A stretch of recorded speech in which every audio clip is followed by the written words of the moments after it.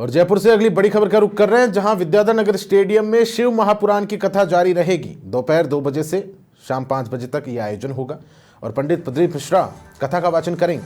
सुरक्षा कारणों के मद्देनजर कथा के आयोजन को लेकर असमंजस की स्थिति बीच में बन गई थी। कथावाचक पंडित प्रदीप मिश्रा ने मंच से कथा के समापन भी यहां पर घोषणा कर दी थी।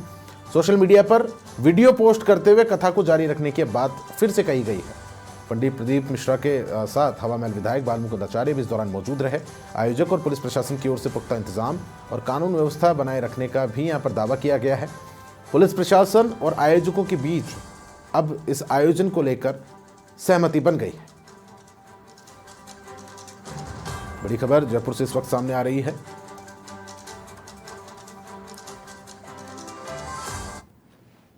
जयपुर नगर में जो 7 दिवसीय शिव महापुराण कथा 1 तारीख से 7 तारीख तक मई के पवित्र महीने में, वैशाख महीने में हो रही है, वो निरंतर जारी रहेगी। जो आज तृतीय दिवस में कथा को विराम दिया गया था, आंधी और तूफान को देखते हुए, बारिश को देखते हुए, समिति का जो निर्णय था, समिति ने फिर पुनः पंडाल को पुनः तरह से मुस्तैद करते हुए और पूरी प्रशासन व्यवस्थाएं अच्छी करते हुए इस दिव्य और भव्य आयोजन को निरंतर जारी रखेंगे। और आप और हम कल दोपहर 2 बजे से 5 बजे तक शिव महापुराण की कथा पुनः वही स्टेडियम में आनंद के साथ श्रवण करेंगे। ईसर गोरा शिव महापुराण कथा। और सहयोगी यादवेंद्र शर्मा अधिक जानकारी के साथ फोनलाइन पर मेरे साथ जुड़ गए हैं। यादवेंद्र, अब शिव महापुराण कथा को लेकर एक नया वीडियो सामने आया है जिसमें कथा जो है यथावत जारी रहेगी। इससे पहले असमंजस की स्थिति बन गई थी। देखिए, मैं आपको बता दूं कि चूंकि गतिरोध बना हुआ था आयोजकों और पुलिस प्रशासन के बीच में, क्योंकि पुलिस प्रशासन का दावा था कि आयोजकों ने कोई पुख्ता इंतजाम जो है नहीं किए थे, जिस हिसाब से जो भीड़ उमड़ रही थी। करीब 1.5 लाख के आसपास की भीड़ जो है प्रतिदिन ऐसे शिव महापुराण महाकथा के अंदर जो है उमड़ रही थी, और जबकि जो परमिशन ली गई थी वो 40,000 के आसपास की थी। लेकिन ऐसे 40,000 के हिसाब से इन्होंने इंतजाम किए हुए थे, लेकिन जिस से जो भीड़ उमड़ी उसमें क्योंकि जो इंतजाम होने चाहिए थे कानून व्यवस्था के हिसाब से वो नहीं थे।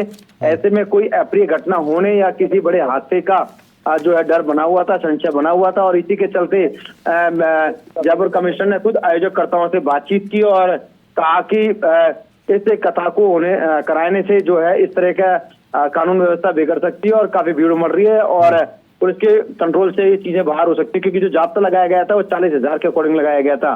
तो ऐसे में उसके बाद खुद पंडित प्रदीप मिश्रा ने कथा को समाप्त कर दिया था, उसकी घोषणा जो है कर दी थी। लेकिन उसके बाद दोबारा से एकाएक अचानक से जब कुछ प्रशासन के पुलिस प्रशासन के बीच में जब वार्ता हुई और उसके बाद आयोजकों के बीच बातचीत हुई, तो ये दावा किया गया कि पुख्ता इंतजाम जो है वो कराए जाएंगे और उसके बाद इस कथा को बदस्तूर जारी किया गया। और इसी के लिए देखिए, खुद हवामहल विधायक बालमुकुंद आचार्य की मौजूदगी में पंडित प्रदीप मिश्रा ने जो है अपने बयान दिया और उसके बाद कहा कि कथा जो है यथावत जारी रहेगी 2 से 5 बजे तक विद्याधर नगर स्टेडियम में।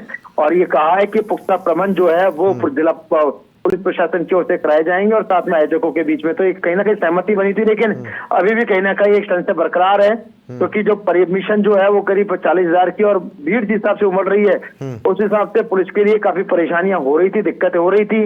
और हमने देखा काफी जिस हिसाब से आंधी धूल चल रही थी, तो हो सकता था कि जान माल का कोई नुकसान हो और व्यवस्थाएं बिगड़ जाए। लेकिन चूंकि आयोजकों ने कहा है कि पूरे पुख्ता इंतजाम के हिसाब से पंडाल बनाया गया है और जो डोम बनाया गया वो भी उसी हिसाब से बनाया गया और जो इंतजाम जो किए गए हैं वो बिल्कुल पुख्ता किए गए हैं। इस सहमति बनने के बाद जो गतिरोध जो बना हुआ था उसके बाद खुद प्रदीप मिश्रा ने जो है इस बात की जानकारी दी है वीडियो प्रसारित करने के बाद। अच्छा यादवेंद्र, बने रहिए मेरे साथ, मैं फिर से रुक करूंगा आपका। बहुत शुक्रिया इस तमाम जानकारी के लिए।